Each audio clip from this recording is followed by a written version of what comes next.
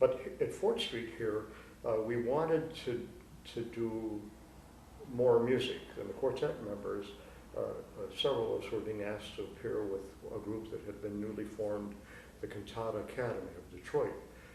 And we appeared in concerts as soloists with them. The Cantata Academy was a nice ensemble, but they did not have many soloists that could do standard repertoire. So after one of the concerts, I was talking with Arthur Steffen, who conducted the Cantata Academy, and asking him if he would be interested in doing performances here using the Cantata Academy and our soloists, and he was intrigued by the idea.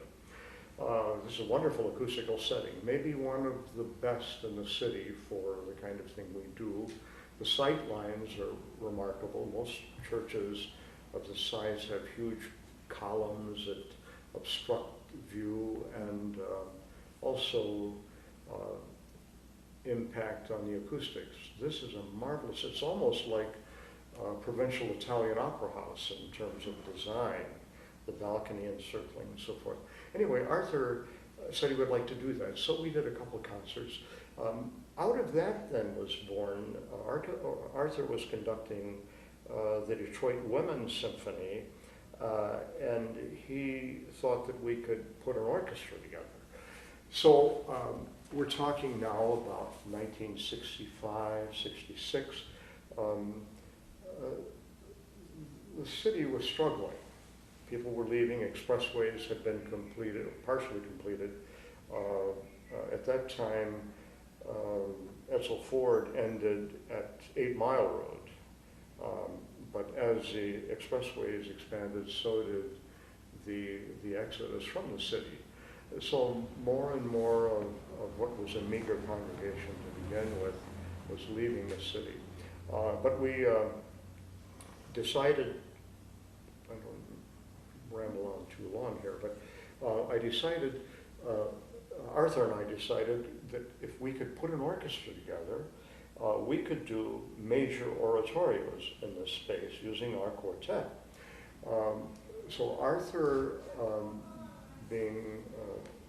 was conducting, as I mentioned, the Women's Symphony, put together what was called the Detroit Chamber Orchestra. Now, the Detroit Chamber Orchestra was comprised of Detroit Symphony musicians. In fact, Jimmy Waring, whose wife Kathy sings in the chorale, was the concertmaster of this orchestra. But we were able to get a grant from the Musicians Union, covering half the costs of the musicians' salaries, because we would not charge admission and because we were doing the concerts in the inner city. So we did, during that period, the St. John Passion of Bach. We did Judas Maccabeus of Handel. We did an all-Purcell program, doing a number of shorter works of Purcell, and we projected programs into the 70s even. We were planning programs. Bob Crilly came in '68 and and these programs, incidentally, were well attended. The quartet did all the publicity. We had the programs printed by the church printer, and we used the church bulletin format. We addressed hundreds of mailers that we sent out. We addressed them by hand, the quartet did. And we were having crowds of 200-300 people. At that time, Walter Poole, who was actually holding the Detroit Symphony together, Walter Poole had a program on Channel 56 called Musicale, and we were appearing. Several of the quartet members appeared on that program. It was a half-hour television program of classical music, Walter Poole being the moderator, and we would sing classical repertoire. And I appeared on that program every fall for a number of years.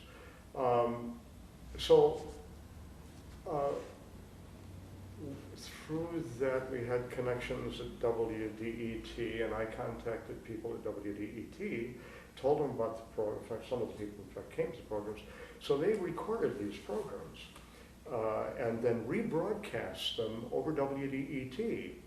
And so we began in this little 3-year period developing sort of an audience. And when Bob came, he wanted to change the format. We were, let me back up a moment. Dearn Geard went through he was our interim pastor, and I approached Dearn about this program with the orchestra because we didn't have any money.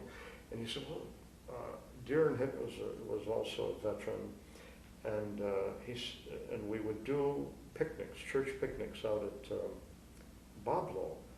And on one of those church picnics, I approached Dearn with this idea of doing these programs. And he said, well, we'll meet me in the office. He always called me mate, Mike. He was Australian. He said, Mike, meet me in the office and we'll look at the budget.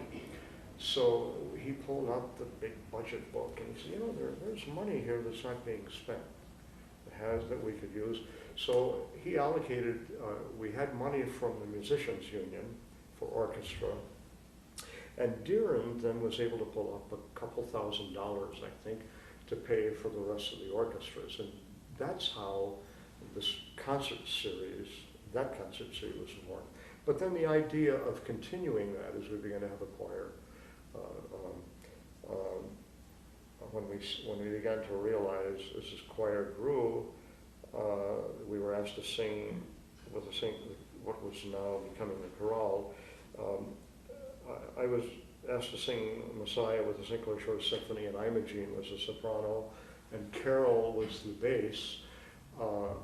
And the St. Clair Shores Symphony and the St. Clair Shores Civic Chorus were doing the program, but Mr. Poole contacted me and said, hey, you know, my choir is not very, very strong out here. Do you have a choir that could help us?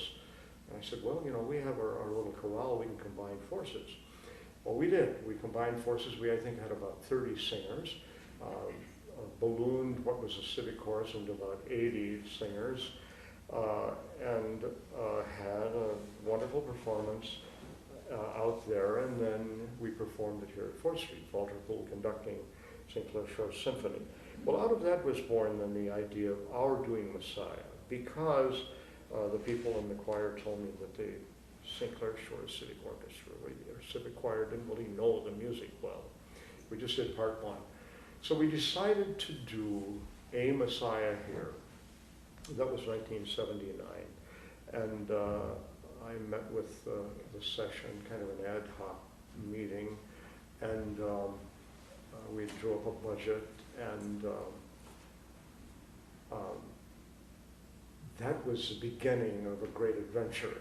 Well, the whole thing has been an adventure, but that was really the beginning of an intensive adventure, because we were able to, you know, we organized. Bob Sale headed up, and there's a picture over here of Bob Sale, and the quartet members were the soloists. I was singing, I'm doing a lot of roles with Michigan Opera Theater at the time, and Mark Flint, who was conducting that season at Michigan Opera Theater, put together an orchestra from the Michigan Opera Theater Orchestra.